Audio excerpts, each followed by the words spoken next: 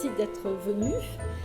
Toute notre présentation d'aujourd'hui est centrée autour de l'accélérateur Cockcroft-Walton qui a fonctionné à l'Institut de physique nucléaire sur le campus et qui maintenant est en partie démonté toujours dans cet Institut de physique nucléaire. L'accélérateur Cockcroft-Walton, voilà, vous l'avez là, tel qu'il était à l'Institut de physique nucléaire quand il était en fonctionnement. C'est un dispositif qui contient deux parties, une chaîne de haute tension que vous revoyez ici. Ici, c'est la maquette que vous avez dans le hall, là. Et puis ici, le tube à vide. Parce qu'un accélérateur de particules, c'est obligatoirement constitué de au moins deux parties, qui c'est une source de particules dans un tube à vide, et puis un champ électrique pour accélérer les particules. Éventuellement ensuite, un champ magnétique si on veut dévier le faisceau de particules. Mais obligatoirement, de quoi créer une haute tension et un tube à vide pour contenir les particules. La question, c'est comment créer une haute tension. Alors, une haute tension, ça apparaît à chaque fois qu'on arrive à séparer des charges positives et des charges négatives. Quand cette séparation est importante et que la tension devient trop importante, spontanément, les charges se regroupent et on a soit une étincelle, soit un éclair. Ça, c'est une question de vocabulaire, finalement. Dans l'air sec, pour que ça claque, il faut environ 30 kV par centimètre. Alors, en ce moment, l'air n'est pas franchement sec. On a à peu près 70% d'humidité si vous regardez sur un appareil style baromètre et qui vous indique l'hygrométrie. Alors, comment créer une tension continue ? Il y a eu plusieurs techniques. Et la première des techniques dont on va parler, ce n'est pas nécessairement la première chronologiquement, mais c'est celle dont on parle parce que c'est celle qui a été utilisée par M. Cockcroft et M. Walton, qui ont fait un dispositif avec des diodes et des condensateurs, donc un dispositif identique à celui dont on a la maquette ici. M. Cockcroft et M. Walton ont eu le prix Nobel en 1833 et ils ont été les premiers à vérifier la loi d'Einstein, E égale mc2. C'est pour ça qu'ils ont eu le prix Nobel. Alors, puisque c'est constitué de diodes et de condensateurs, on va regarder un petit peu ce que c'est qu'une diode, ce que c'est qu'un condensateur, avant de regarder le dispositif complet. Alors, une diode, c'est tout simplement un dispositif qui permet le passage du courant dans un seul sens. Un condensateur, les condensateurs, vous en avez partout, puisque dès que vous avez un isolant entre deux parties métalliques, vous avez un condensateur. Et les condensateurs sont caractérisés par leur capacité qui est exprimée en farad. Je vous ai mis là le symbole classique de la diode et du condensateur. Et ce dont on va parler un petit peu, c'est quels ont été les types de diodes et les types de condensateurs. Parce que vous avez sûrement déjà vu des tas de diodes sur tous les petits montages électroniques, mais ça, ce sont les diodes actuelles qu'on a dans tous les montages électroniques. Mais à l'origine, les premières diodes qui ont été fabriquées, qui ne s'appelaient pas encore diodes d'ailleurs, c'est M. Bose, dont vous avez la photo là-bas à droite, à ne pas confondre avec le M. Bose qui a travaillé avec Einstein, ce n'est pas le même, et qui a constaté qu'un cristal de galène, ou d'autres cristaux d'ailleurs, pouvait avoir un effet semi-conducteur en fait, laisser passer le courant dans un sens ou dans l'autre. Donc vous voyez, le cristal de galène, il est là. Ouais, il y a juste un petit fil métallique qui le touchait. Ça, c'est 1901. Ensuite, on a fabriqué des diodes à vide. Les diodes à vide, ce sont des ampoules. En voilà une qui sort des collections de l'université. Ça date, vous voyez, ça a été breveté en 1904. On est toujours au début du XXe siècle. Et puis après, des diodes à vide comme ça, il y en avait dans tous les récepteurs radio, par exemple, au début du XXe siècle. Et puis ensuite, on a eu des diodes à semi-conducteurs. Alors les semi-conducteurs, ça peut être du sélénium, du silicium, différentes choses. Celles que vous avez ici, en fait, les lamelles que vous voyez, ce sont les réfrigérants. La partie utile, elle est à l'intérieur, on ne la voit pas. Et j'ai ici, alors c'est une diode un peu plus sophistiquée, mais c'est une diode qui est faite à partir d'une pastille de silicium. Ensuite, on a les condensateurs. Alors les condensateurs, pareil, je vous ai dit qu'il y en avait un peu partout. Le condensateur historique, c'est la fameuse bouteille de LED. Donc on en a sorti une dans une vitrine, là, une pas très jolie, mais une bouteille de LED, c'est simplement un récipient en verre avec du métal à l'extérieur et du métal à l'intérieur. Mais après, on a fait des tas d'autres condensateurs, puisqu'il suffit d'avoir du métal et puis un isolant. Alors par exemple, au début du XXe siècle, toujours pareil, dans tout ce qui était appareil de radio, vous aviez des condensateurs variables de ce type. Pareil, je vais vous le faire passer, des lames de métal et de l'air. L'avantage de l'air, c'est qu'évidemment, ça ne s'abîme pas si le condensateur claque. Et avec ce bouton-là, vous cherchiez la station. Après, on a d'autres condensateurs, papier, carton, voilà, c'est pareil. Celui-là, je l'ai trouvé dans les trésors de l'université. Je ne sais pas à qui il a servi. En voilà un autre, je ne vous le fais pas passer, celui-là, il n'est pas très joli, mais vous voyez, c'est un condensateur aussi. Alors celui-là, il est scellé, on ne peut pas l'ouvrir, hein, qui fait 5 microfarades. Pareil, je ne sais pas à qui il a servi. Et puis les condensateurs, étant donné que c'est un isolant entre deux plaques et que ça se charge, de temps en temps, ça claque. Quand c'est de l'air, c'est pas gênant. Quand c'est pas de l'air, le condensateur est détruit. Alors moi, j'en ai fait claquer un la semaine dernière, pas exprès, hein, dans un oscilloscope, et voilà ce que ça donne. Le résultat. Enfin, il n'y a pas tout, parce qu'il y a des morceaux qui ont giclé partout. Hein. Donc vous voyez, celui-là, il était en papier et en pareil, feuille d'étain, hein, il a explosé. Alors, avec ces condensateurs et cette diode, comment est-ce qu'on arrive à la chaîne de haute tension ? On commence par avoir un circuit tout simple. Alors, les gens qui travaillent actuellement vont trouver que c'est un circuit vraiment élémentaire. Hein. Une diode et un condensateur, vous avez tous monté ça dès que vous avez fait un petit peu de physique. Mais au début du siècle, ce n'était pas si évident. Et ce circuit s'appelle circuit de Villard. Monsieur Villard est un Lyonnais qui a travaillé ensuite à Paris, mais il est né à Lyon. Et il a donc monté ce premier circuit qui permet de redresser le courant, d'avoir du courant continu, enfin une tension continue à partir de l'alternatif. Donc un petit montage comme ça, je vous en ai fait un ici. Donc vous voyez avec les symboles, la diode, le condensateur, des petits composants. Hein, et normalement, je l'alimente en alternatif. Donc là, vous avez sur la voie du haut ce qui est aux bornes du générateur, la tension alternative, et sur la voie du bas, je regarde ce qui est aux bornes du condensateur, j'ai du continu. Si vous regardez, je suis sur un calibre 500 millivolts, donc là j'ai un petit peu moins d'1 volt de tension aux bornes de mon condensateur, et j'ai une tension d'à peu près 1 volt efficace pour la valeur alternative. Alors si je regarde ce que ça donne sur le voltmètre, pour qu'on puisse comparer avec la suite, il faut que je débranche ça et ça. Donc si vous regardez, d'ailleurs, vous allez voir, le condensateur va se décharger peu à peu. Et là, normalement, vous voyez, j'ai une valeur de tension qui est en gros de 0,8 volts, à peu près. Si maintenant, je passe à 2 montages du même style, donc les schémas sont de formes différentes, mais structurellement, c'est toujours la même chose. Hein. Des schémas, vous en avez sur le panneau là-bas qui sont en triangle, mais c'est pareil, c'est simplement des problèmes de représentation, de dessin. Donc soit le montage de gauche, soit le montage de droite, ou à droite, on vous a représenté une cellule qu'on va reproduire ensuite. Le montage de gauche, c'est celui que j'ai fait ici. Alors, deux condensateurs de diode. Si j'alimente avec la même tension que ce que j'avais alimenté tout à l'heure,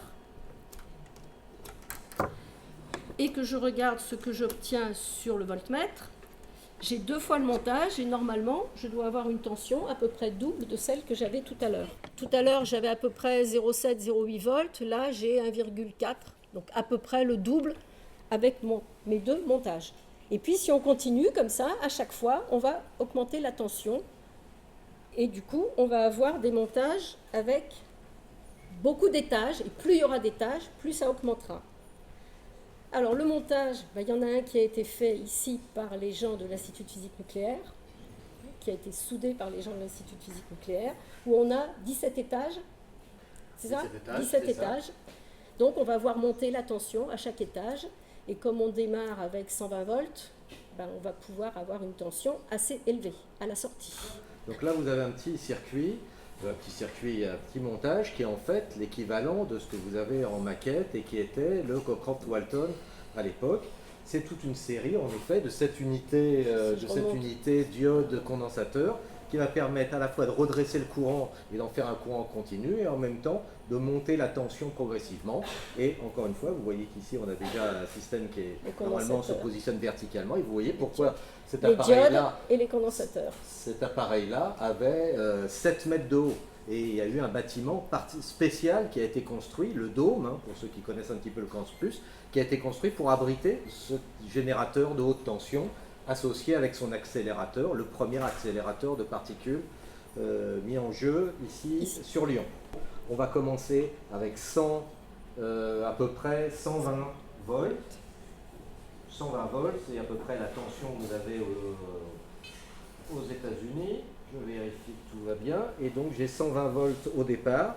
Et là j'ai une sonde particulière, haute tension. Vous voyez, on ne peut pas en effet utiliser parce qu'on va très très vite monter. Avec un Matrix classique, on ne va pas pouvoir mesurer au-delà de 600 volts. Et là, on va essayer de voir si on arrive à monter un peu plus haut. Donc je regarde au premier étage. Voilà. Vous pouvez me dire combien vous avez en direct? Alors il faut lire vite. Hein. Voilà, 680. Hein 680 volts. Vous voyez qu'on est monté assez vite. Alors je ne regarde pas exactement les voltages. Là on est à combien? 730, je crois que j'ai lu. 730 volts, il faut lire vite. Hein. 1340. 1340 volts, c'est-à-dire 1 kV 340. On continue à monter. 1670. 1600, je suis sur le même étage. 1980. 1980 volts. 2300. 2300, très bien. 2600. 2600, est-ce qu'on peut mieux faire encore? 2900. 2900 volts. 3002. 3002. Et on continue à monter. 3400. 3400. 3000, presque 700.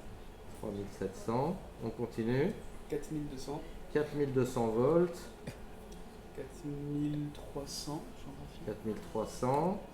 Je crois qu'on va pas pouvoir monter beaucoup plus. À peu près ça, 4300, 4400. 4600. 4600. Et enfin, ouais, je crois qu'on peut pas faire plus. 4600 volts. 4600 volts, bon, c'est encore un petit... Donc vous voyez qu'il y a un tout petit dispositif très simple, hein, diode, capacité, et on arrive à monter à des tensions extrêmement élevées. Il faut savoir que le générateur haute tension de Lyon, de l'Institut de physique nucléaire, montait à combien, pour ceux qui le savent, qui s'en souviennent, non? Il n'y a que les anciens qui s'en rappellent. 1 200 000 volts. 1 200 000 volts, ce qui permettait de faire une différence de potentiel importante, et en effet d'accélérer les particules qui étaient essentiellement des protons à l'époque. Alors on part d'une tension alternative, on a une tension continue à la sortie. Alors ça, c'est ce qui a fonctionné donc au début de l'Institut de physique nucléaire, et puis au bout d'un moment, cette technologie a semblé peut-être périmée. Toujours est-il qu'on a remplacé cette technologie-là par une autre technologie qui est la technologie Van de Graaff. Alors voilà Monsieur Van de Graaff, et il est ici en présence, il montre un de ses premiers prototypes. Et vous voyez, il y a deux grandes courroies ici et des éclateurs ici. Alors, M. Van de Graaff, il est revenu finalement à l'idée initiale des gens qui ont créé des tensions, le frottement. Si vous frottez un objet, vous pouvez arriver à le charger et à créer une tension. Donc il a repris cette idée-là, et le principe du Van de Graaff, c'est en apparence tout simple. On en a une petite maquette ici, vous voyez, une bande de caoutchouc, deux rouleaux. On va faire tourner la bande de caoutchouc qui va charger la cage de Faraday qui est ici, et on va avoir des claquages entre la cage de Faraday et la boule. Ça paraît tout simple, tout bête. En fait, c'est loin d'être aussi simple que ça paraît, parce que si vous regardez de près, vous avez deux cylindres qui sont complètement différents. Alors, vous voyez, un cylindre en haut qui est en acrylique, un cylindre en bas qui est métallique, qui n'ont pas la même taille, une bande de caoutchouc naturel, des peignes ici qui vont capter les charges, et tout ça est très calculé. Quand vous regardez la notice, on vous explique qu'il faut bien que la bande de caoutchouc soit plus petite d'une certaine proportion que les cylindres doivent être dans un rapport bien précis, de matériaux différents. Enfin, ça paraît tout simple. En fait, ce n'est pas si simple que ça, mais c'est efficace. Alors quand même, je vais vous montrer la bande de caoutchouc telle qu'elle était au bout d'un certain temps, sachant que ce dispositif électrostatique produit de l'ozone et que l'ozone réagit avec le caoutchouc. Alors voilà l'état de la bande de caoutchouc telle qu'elle était restée au bout d'un certain temps. On l'a remplacée par une bande de caoutchouc neuve. Vous voyez quand même la différence. Celui-là, il est tout cassant, et ça, c'est du caoutchouc tout neuf.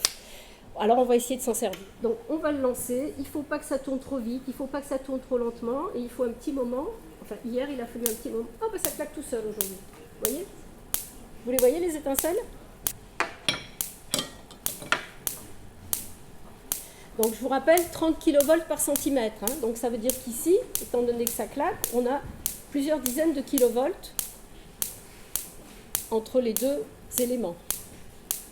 Hein, donc, vous voyez, c'est un dispositif assez simple qui permet d'avoir une haute tension assez facilement. Donc, quand la tension est suffisante, ça claque, ça se décharge, ça se recharge, ça reclaque, ça se décharge. Donc, le Van de Graaff, ben, il y en a eu deux modèles successifs à l'Institut de physique nucléaire, et il y en a un qui est toujours en fonctionnement. Hein, c'est une autre technologie pour obtenir des hautes tensions. Donc, voilà, là, on vous a indiqué le principe. Hein. Alors après, ce qu'on vous a sorti encore, ce sont des tubes à vide, puisqu'on a dit que pour avoir un accélérateur, il fallait avoir aussi des tubes à vide. Alors les tubes à vide, on en a sorti deux. C'est un tube d'oscilloscope. Alors plus les oscilloscopes actuels, les anciens oscilloscopes, mais c'est le même modèle de tube que ce que vous aviez aussi dans toutes vos télévisions, les anciennes télévisions. Hein. Et vous pourrez voir que vous avez des plaques qui permettaient d'accélérer le faisceau, horizontalement, verticalement, dans tous les sens. Hein. Ça, c'est un tube à vide. Alors celui-là, il a apparemment un peu souffert aussi. Voilà. Pour créer le faisceau de particules, on a simplement besoin d'un filament chauffé. Et puis ensuite, on accélère les particules. Alors on a sorti un autre dispositif où on a aussi un tube à vide. Et le dispositif qui permettait de créer le faisceau, c'est tout simplement la petite installation qui est ici. On a un filament qu'on chauffait, tout simplement, chauffage d'un filament, et ensuite on accélérait le faisceau. Ici, on a une petite buse qui permettait d'avoir un faisceau vertical, et on avait un dispositif donc, de bobine pour créer un champ magnétique, pour montrer la déviation du faisceau dans un champ magnétique. Alors notre dispositif là n'a plus bien le vide à l'intérieur, et comme pour voir le faisceau, il faut quand même être un peu dans le noir, on ne le voit pas. Mais pour vous montrer qu'un faisceau de particules dévie sous l'effet d'un champ magnétique, on a un dispositif beaucoup plus simple, à savoir l'oscilloscope qui est ici, qui a donc un tube, c'est un vieux modèle qui a un tube comme celui que vous avez, donc un faisceau d'électrons à l'intérieur. Et si j'amène un aimant à proximité, vous allez voir que l'aimant agit sur le faisceau. Je déforme mon faisceau, je le tourne, comme je veux, parce que c'est un faisceau d'électrons. Donc là, je vous ai mis, pour ceux qui veulent en savoir un petit peu plus, hein, la formule classique qui permet d'avoir la déviation dans le champ magnétique. Donc on a la vitesse des particules ici, le champ ici, et puis une force qui est dans la troisième direction perpendiculaire. Donc comme on a une force perpendiculaire à la vitesse, on a a priori un cercle. Si on incline autrement, on pourra avoir des spirales et d'autres formes. Alors ça nous mène aux autres accélérateurs actuels, à savoir les modèles d'accélérateurs qu'on trouve le plus souvent maintenant, puisque quand on avait un champ, simplement un champ électrique, on est en ligne droite. Donc le faisceau de particules cogne sur une cible, et puis après, on s'arrête. Alors qu'à partir du moment où vous arrivez à dévier le faisceau et à le faire tourner, vous pouvez le réaccélérer et le conserver beaucoup plus longtemps, puisqu'il continue à tourner. Donc ça va être le principe de tous les cyclotrons. Et vous voyez, on a ici la zone où on accélère les particules avec un champ électrique, et puis ensuite on les fait tourner avec des champs variables de plus en plus grands. Plus la particule va vite, plus on a un champ qui va permettre de la réaccélérer de plus en plus. Et c'est comme ça qu'on a à tous les accélérateurs actuels, tout ce qu'on vous montre quand on vous montre les accélérateurs du CERN par exemple. Mais le CERN, c'est un gros dispositif. On a des dispositifs beaucoup plus petits un peu partout. Par exemple celui-là, qui est un petit cyclotron qui est situé dans les hôpitaux de Lyon-Est, dans le laboratoire CERMET. Et vous voyez, c'est un tout petit cyclotron. Et c'est un cyclotron qui tient dans une pièce. Petit cyclotron, vous en avez comme ça dans presque tous les hôpitaux. Ça prend évidemment beaucoup moins de place que notre générateur de haute tension et notre accélérateur Cockcroft-Walton. Vous avez également un certain nombre de vidéos qui sont par exemple l'effet et l'explication du montage électrique. Le montage électrique dont vous a parlé Françoise, et donc qui est avec toute l'animation qui vous est notée ici. Vous avez sur une des bornes, mais donc ça je vous laisserai bien entendu le voir tranquillement. Et puis surtout, c'est expliquer un petit peu qu'il y a de mémoire de chercheurs, il n'y a pratiquement plus personne qui a en mémoire d'avoir vu le générateur Cockcroft-Walton monter dans le bâtiment Le Dôme. Et pour ce faire, eh bien, On va avoir il y a un deux certain nombre d'étudiants qui ont Voilà. participé à la numérisation donc, des différentes pièces. Et à partir de cette numérisation 3D, eh bien, on a pu reconstruire, bien entendu la maquette, mais également le générateur Cockcroft-Walton. Et si vous voyez bien, eh bien, je peux le faire apparaître là dans la pièce à côté de vous. Et on peut l'explorer un petit peu. Vous vous rappelez qu'il est constitué de ces condensateurs, de ces diodes et de ces éclateurs. Et on peut aller regarder à l'échelle réelle qu'est-ce qu'il ferait, quelle taille il ferait s'il était dans la pièce. J'ai oublié de vous dire qu'un accélérateur de particules du même type, vous en avez un aussi exposé au musée des Confluences et il est complet, il a sa chaîne de haute tension et son tube à vide, donc n'hésitez pas à aller le voir. Il est un peu plus petit que celui qui existait à l'Institut de physique nucléaire, mais il a l'avantage d'être complet.